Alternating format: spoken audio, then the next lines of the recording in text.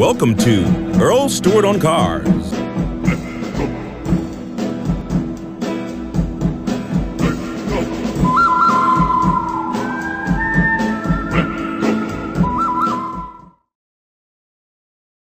First of all, let's go to Jiffy Lube, and there's Quick Lube and Fast Lube. This is one of the biggest businesses around. You can get your car lubricated on any street corner. It seems like they're like banks and gas stations. And none of them make any money selling oil. That's the irony. They're all supposed to be oil change places, but they make all their money, which is to sell you extra services, many of which you don't need. And the simplest answer to how to avoid being taken advantage of when you come into a place, be it Jiffy Lube or a car dealership. Car dealerships will often offer free lubrication, so free oil change, or an oil change for $14.95 or $19.95. It costs the dealer probably $20 to change the oil if he does a proper job with a proper oil filter and somewhat qualified technician and using the right kind of oil. So when you see an oil change for $14.95 or free, you want to realize that they're going to want to make money on you before you go home. And one way they sell you things like fuel filters and PVC filters and transmission fluid changes and flushes. One of their favorite things is engine flushes and radiator flushes and transmission flushes. And what you do is you get your owner's manual for your car. And the manufacturer is pretty accurate about what should be done to the car. They do not pack on a lot of services you don't need. Read your car's owner's manual, particularly the recommended maintenance. And then you'll know exactly what you should or should not buy when you go into an independent shop like Jiffy Lube or to your dealer, because the dealers do the same thing the Jiffy Lubes do. They have what they call their recommended maintenance.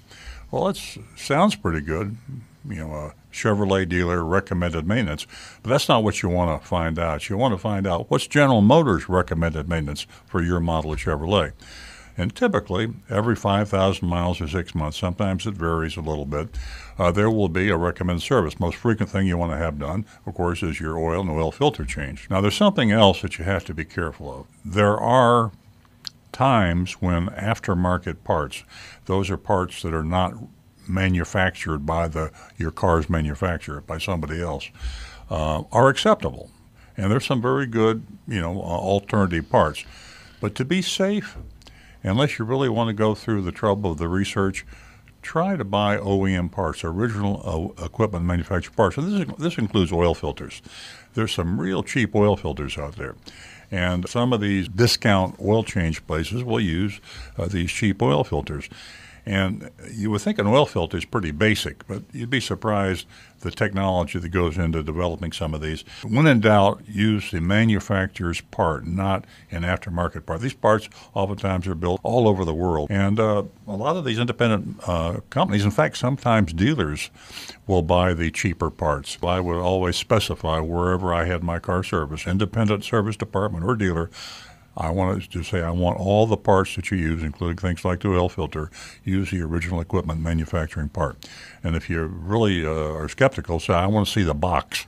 After you put that part on there, it's a parts box. Say, I want to see that oil filter was bought from Honda, not from, Acme company somewhere that you never heard of and you don't know whether it's to the manufacturer's specs. Matter of fact, oftentimes, if you read the fine print on an oil change advertisement, it'll say exclusive of filter. Well, you don't want to have your oil change without a filter change. That would be silly. You always change your oil filter when you change the oil.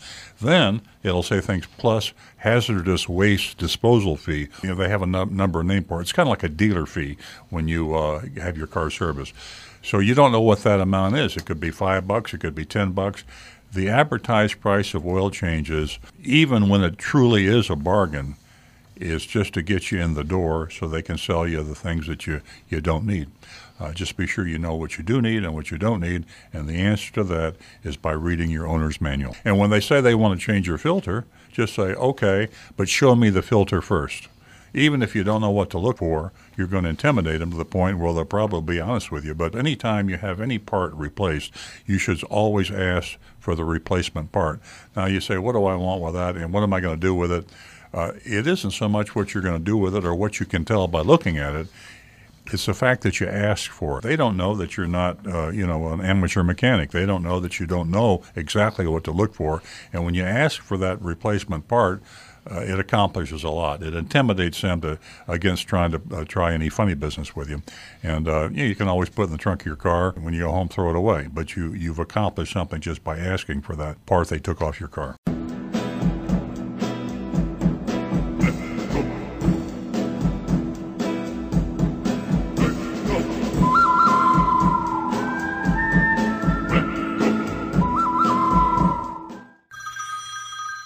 Earl Stewart.